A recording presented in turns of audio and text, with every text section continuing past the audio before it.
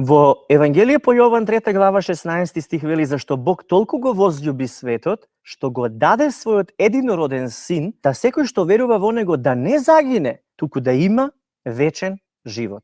Амин. Значи Бог ги помилува Адам и Ева затоа што ги сакаше.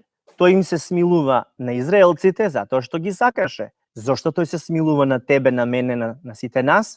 Затоа што те сака, затоа што ме сака, затоа што тој не возљуби.